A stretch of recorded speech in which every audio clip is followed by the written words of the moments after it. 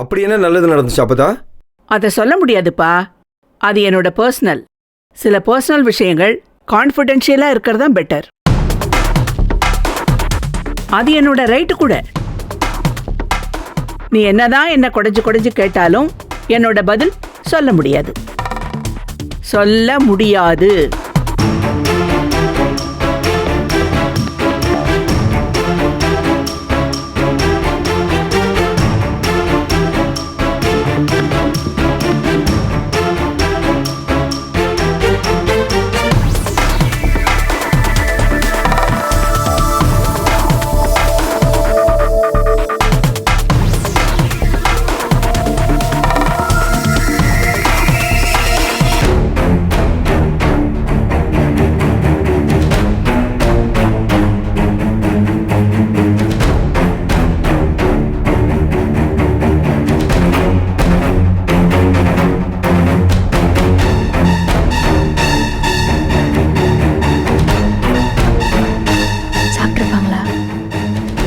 வாங்க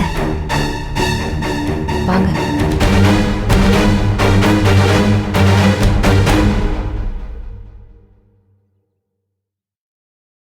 ஏய், இங்க வா.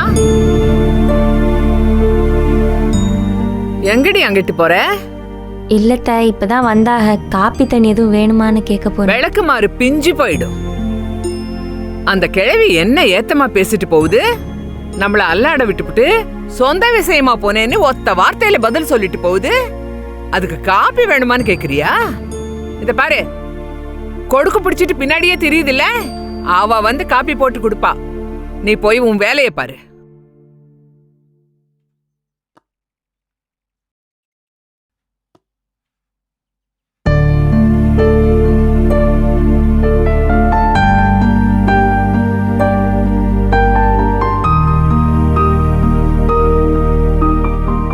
நான் செத்த உறங்குறேப்பா.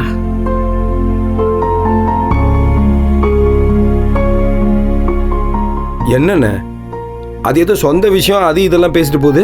ஏதாவது கிறுக்கு பிடிச்சிருச்சா? ஒருவேளை அந்த 40% பங்க ஜனனி பேர்ல ஏதாவது மாத்திருக்குமோ?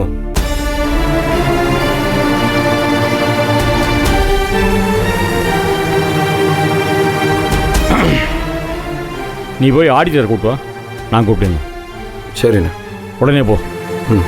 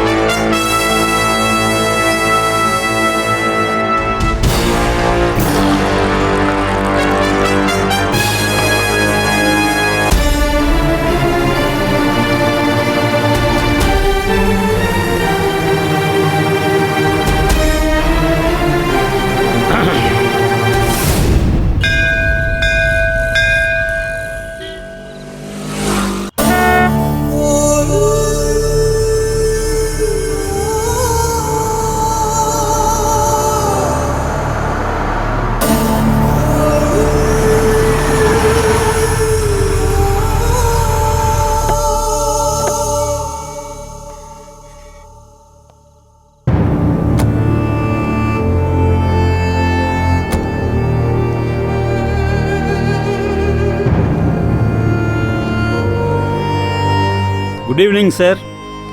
அப்பத்தான் வந்துட்டாங்களாமே. Very good sir. என்ன சார், குட் நியூஸ் எதுவும் இல்லையா? அதானே பார்த்தேன். ஃபங்க்ஷனில் இருந்த என்ன உங்கள் தம்பி அள்ளிட்டு வந்தப்போவே எனக்கு ஒரு டவுட் வந்துச்சு சார். இப்போ அது உங்கள் ரியாக்ஷனில் கன்ஃபார்ம் ஆயிடுச்சு. மதியமே வந்திருப்பேன் சார். மச்சினி வீட்டு ஃபங்க்ஷனை அவாய்ட் பண்ண முடியல. பிரச்சனை பெருசாக போயிடும். மச்சினி வேற கோச்சிக்குவா. அதான் சார், இங்கே அவனுக்கு வாழ்க்கையே பிரச்சனையா இருக்கு. இதெல்லாம் மச்சினிச்சு கோச்சிக்குவாள். உட்காருங்க சார்.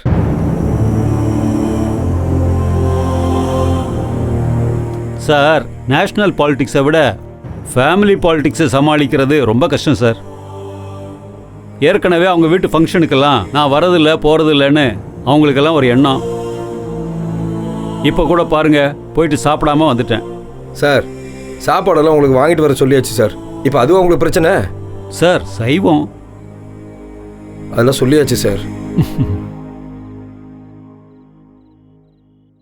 என்ன குணசேகரன் சார், என்ன யோசனை? உங்கள் மச்சினிச்சி ஃபங்க்ஷனில் மச்சினிச்சிக்கு எவ்வளோ மொய் செஞ்சுருப்பேன்னு யோசிச்சுட்டு இருக்கேன். சும்மா கடுப்பை கிளப்பாதே சார். அந்த கிளவி வீட்டை விட்டு 2 நாளாக எங்கேயோ போய் சுற்றிட்டு வந்திருக்கு. என்ன ஏதுன்னு விசாரிச்சோம்னா ஏதோ முக்கிய வேலை முக்காத வேலைன்னு போட்டு குழப்பிட்டு இருக்கு.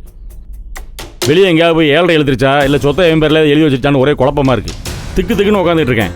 அது என்ன ஏதுன்னு பார்த்து சொல்லுங்கள் சார். சார் திடீர்னு கூப்பிட்டு பார்த்து சொல்லுங்கன்னா நான் என்ன வெத்தலையில் மை தடவியா பார்க்க முடியும்?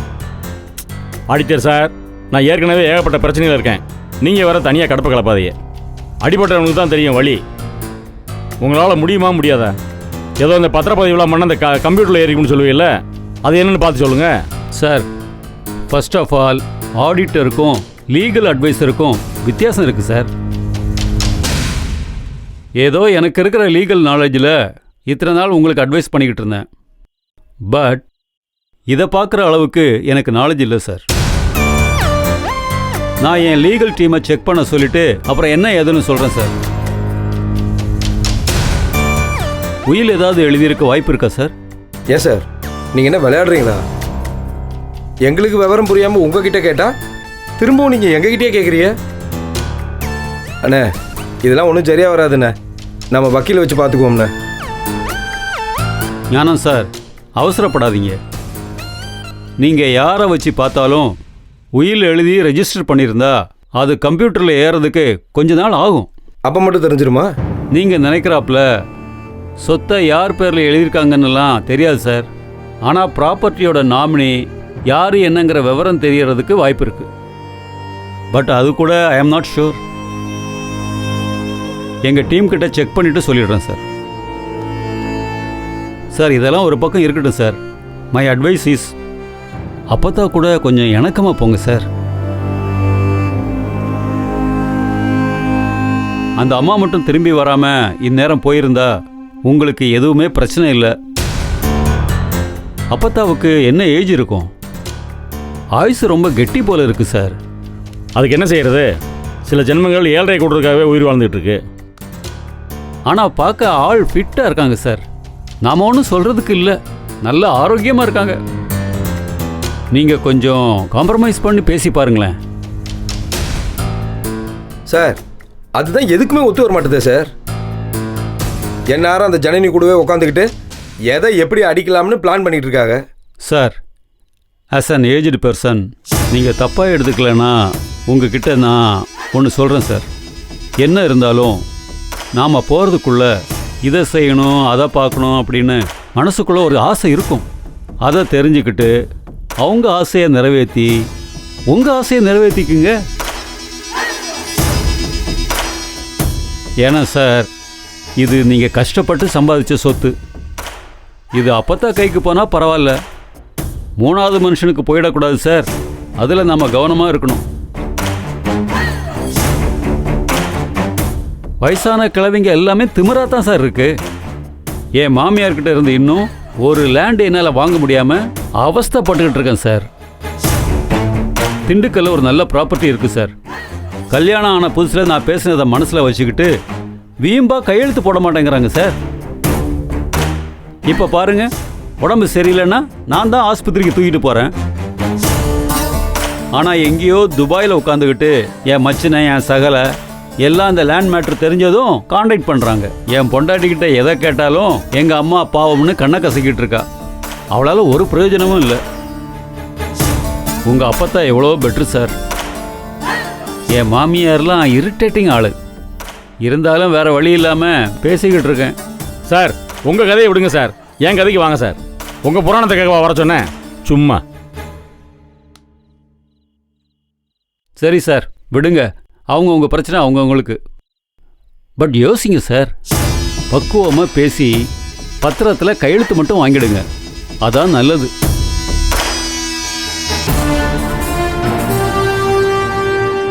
எனக்கு தெரிஞ்ச வரைக்கும் சாட்சிக்காரன் காலில் விழுகிறத விட சண்டைக்காரன் காலில் விழுந்தா காரியம் சீக்கிரம் முடிஞ்சிடும். யோசிங்க.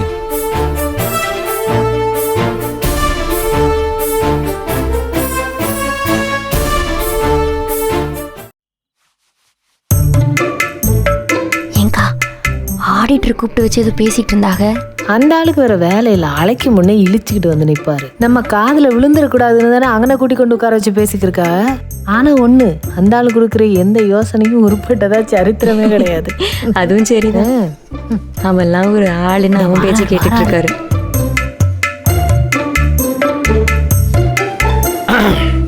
என்னம்மா சக்தி சாப்பிட்டானா? சாப்பிட்டாச்சு மாமா. உங்களை நம்ப முடியாது. ஞானா, ஆ சக்தியை கூப்பிடு. ஆ சரிண்ணே. மாமா இப்பதான் சாப்பாடு போட்டேன். ஏம்மா நான் தான் உங்களை நம்ப முடியாதுன்னு சொல்லிட்டேன்ல. கூப்பிட்றாரு பார். ஏம்மா திருப்பி தேவையில்லாம பேசிட்டு இருக்க? நான் வேண்டே கேட்டுக்கிறேம்மா. பாப்பா அண்ணா என்ன ரூமுக்குள்ளேயே அடைஞ்சு கிடக்க எப்போ பார்த்தாலும்? சாப்பிட்டியா? சாப்பிட்டேண்ணே. ஆ ஏன் ஒரு மாதிரி கிருன்னு இருக்க? அதெல்லாம் ஒன்றும் இல்லைண்ணே. இங்கே பாரு, இந்த ஜனனி அப்பத்தா கல்வியெல்லாம் நான் பார்த்துக்கிறேனப்பா. அதெல்லாம் எதுவும் மண்டையில் ஏற்றிக்கிறாத, சரியா? சரி. வராதுன்னு நினச்சேன், வந்துருச்சு. பார்த்துக்கிறேன். எல்லாத்துக்கும் ஒரு வழி வச்சிருக்கேன், நான் பார்த்துக்கிறேன். சரி. எப்பா இவனை கூட்டு போய் இந்த குரு தேட்டருக்கு ஏற்ற மாதிரி பருத்தி பால் நல்லா போடுவாங்க. ஆ அவனை கூட்டு போய் வாங்கி கொடு. நீ சாப்பிட்டு அப்படியே பேசிட்டு வாங்க, சரிண்ணே. காலாறு நடந்துட்டு வாங்க, போங்க. சரி நான் போய் படுக்கிறேன். ஆ மாமா சரிண்ணே. உங்களுக்கு பால்? பால்லாம் வேண்டாம்மா, உறவு ஊற்றி வைங்கம்மா. போயிட்டு வந்துடுறீங்களா? வரேன். சரி.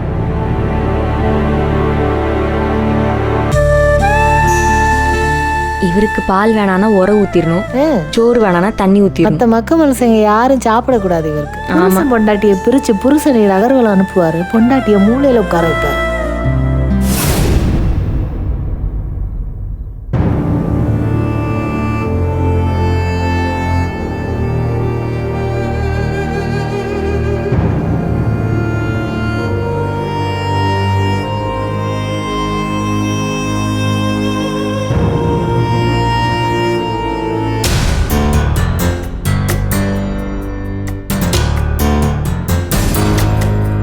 என்ன ஐடியானே விளங்க.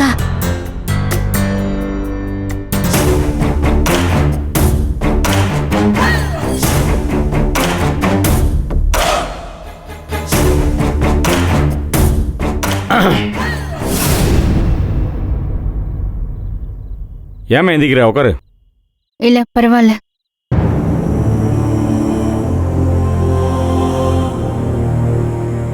ஐயா ஜனனி அங்க உட்கார்ந்துருக்கு. புதுசா எதுவும் சண்டை போட போறாருன்னு அதுக்கு தான் இப்ப இவனை வெளில அமிச்சாரா? இவனை எங்கிட்ட அனுப்பிட்டாரு. என்ன பேச்சு கொடுக்குறாரு. வாங்கி கட்டிட்டு தான் வர போறாரு. இப்போ தெரிஞ்சுக்கிட்டியா அப்பத்தாவுக்கு என்னால் எந்த ஆபத்தும் இல்லைன்னு? 2 நாளாக நீ என்ன சொல்லிட்டு தெரிஞ்ச? குணசாரி அப்பத்தாவை கொண்டுட்டாருன்னு போலீஸ் வரைக்கும் போயிட்ட. பொம்பளைகளை கொள்கிற அளவுக்குலாம் குணசாரி கெட்டவும் கிடையாதுமா. அதை முதல்ல தெரிஞ்சுக்கோ. அது யாரு? என் அப்பத்தா, என்னோட ரத்தம். ஏதோ உனக்கு எனக்கும் பிடிக்காம போயிடுச்சு, அது விதி.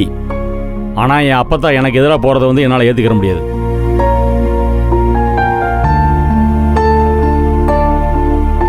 இங்கே பாருமா, இந்த சொத்தெல்லாம் நான் கஷ்டப்பட்டு உழைச்சி சம்பாரித்து வந்ததுமா. அதுக்கு யாரும் உரிமை கொண்டாட முடியாது.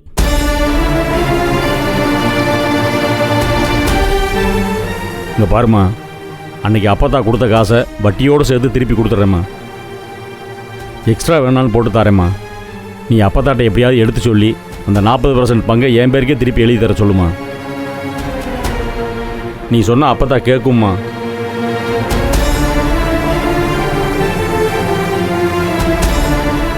அது அப்பத்தாவோட உரிமை, நான் எப்படி சொல்ல முடியும்? இங்கே பாருமா, இத்தனை வருஷமாக பேசாமல் இருந்த அப்பத்தா இப்போ பேசுதுன்னா அதுக்கு யாருமா காரணம்? நீ தானே? உங்க சொத்துக்கும் எனக்கும் எந்த சம்பந்தமும் இல்லை. அதே நேரத்துல நான் அப்பத்தாவுக்கு எடுத்து சொல்ற அளவுக்கு அவங்க விவரம் புரியாதவங்களும் இல்லை. இல்லைம்மா, நீ சொன்ன அப்பத்தா கண்டிப்பாக கேட்கும்மா. கேட்டே ஆகணும்மா. நான் தீர்மானமாக சொல்கிறேன், கேட்டே ஆகணும்.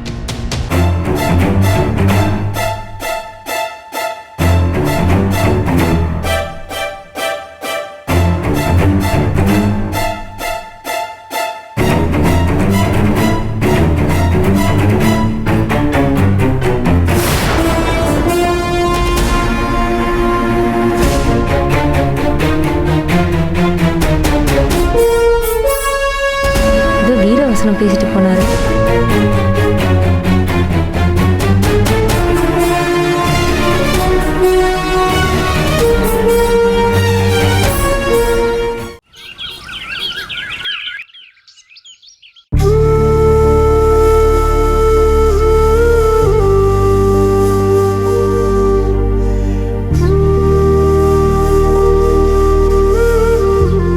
சொன்ன விஷயம் சரி, ஆனா சொன்ன விதம் சரியில்லையே.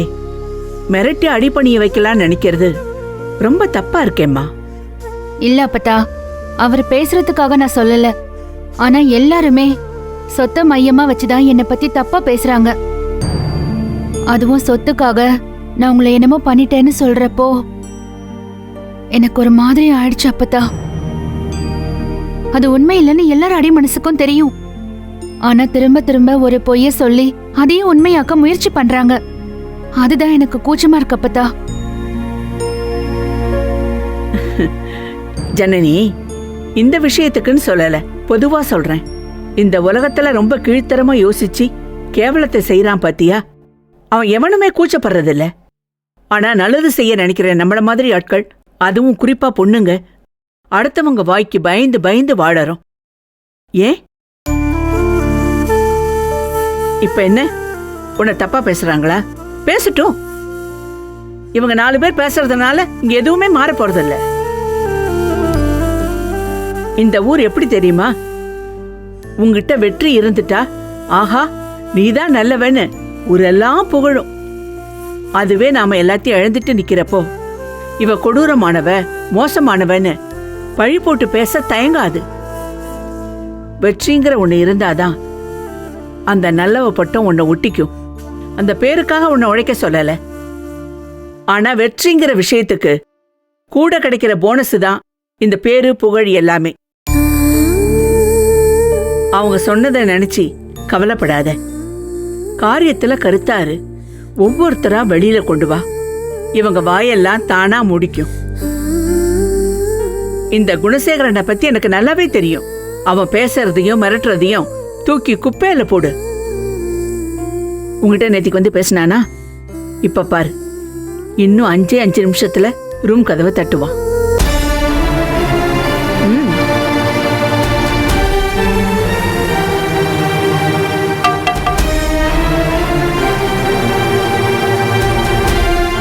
பரவாயில்லையே, நான் நினைச்சதை விட ஸ்பீடா இருக்கானே.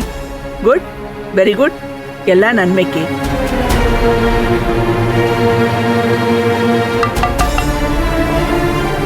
வா.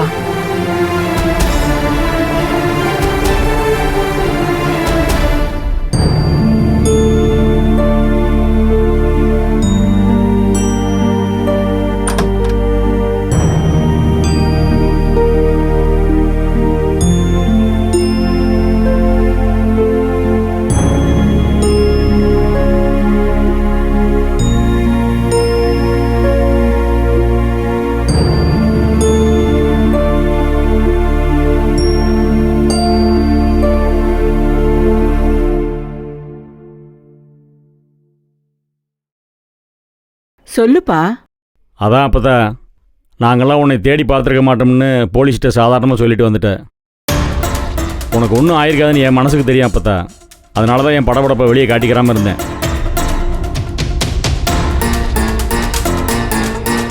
நானும் மற்றவங்க மாதிரி கத்தி ஆர்ப்பாட்டம் பண்ணி என்னோட அக்கறையை நிரூபிக்கணும்னு அவசியம் இல்லை அப்பத்தா.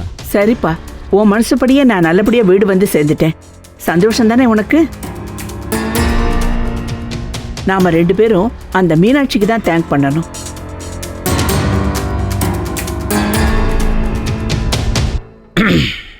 என்னப்பா சொல்லு. உங்ககிட்ட கொஞ்சம் தனியாக பேசணும் அப்பத்தா. அப்படி உட்காந்து பேசுவோமா? இல்ல பரவாயில்ல, நான் இங்கே இருக்கேன். நீ என்ன விஷயம் சொல்லு.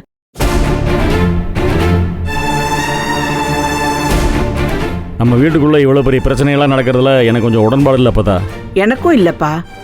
எதா இருந்தாலும் நியாயமாக நடக்கணும்னு நான் பார்க்குறேன். நானும் அதாப்பா சொல்றேன். பாரு, 2 பேர் மனசும் ஒன்னா இருக்குல்ல.